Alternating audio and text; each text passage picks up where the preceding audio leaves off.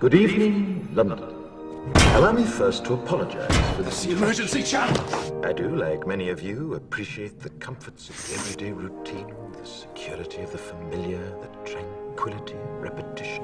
Bloody hell. I enjoy them as much as any bloke.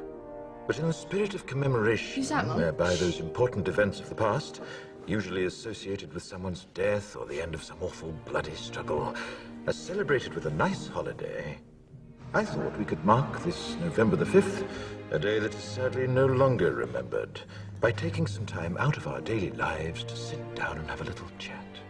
There are, of course, those who do not want us to speak. Let me think, just let I me think. suspect even now, orders are being shouted into telephones, and men with guns will soon be on their way. It's Chancellor Sutler.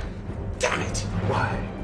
Because while the truncheon may be used in lieu of conversation, words will always retain their power. Words offer the means to meaning, and for those who will listen, the enunciation of truth. And the truth is, there is something terribly wrong with this country, isn't there? You designed it, sir. You wanted it foolproof. You told me every television in London. Cruelty and injustice, intolerance and oppression. And where once you had the freedom to object, to think and speak as you saw fit, you now have censors and systems of surveillance coercing your conformity and soliciting your submission. We need cameras. How did this happen? Who's to blame? Well, certainly there are those who are more responsible than others, and they will be held accountable. But again, truth be told, if you're looking for the guilty, you need only look into a mirror. I know why you did it. I know you were afraid. Who wouldn't be? War, terror, disease.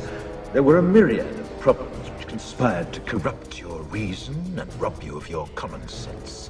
Fear got the best of you, and in your panic you turned to the now High Chancellor Adam Sutler.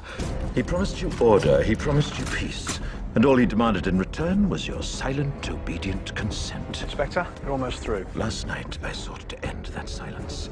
Last night, I destroyed the Old Bailey to remind this country of what it has forgotten. More than 400 years ago, a great citizen wished to embed the 5th of November forever in our memory.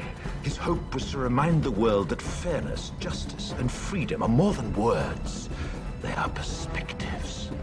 So if you've seen nothing, if the crimes of this government remain unknown to you, then I would suggest that you allow the 5th of November to pass unmarked. But if you see what I see, if you feel as I feel, and if you would seek as I seek, then I ask you to stand beside me 1 year from tonight, outside the gates of Parliament, and together we shall give them a 5th of November that shall never, ever be forgotten.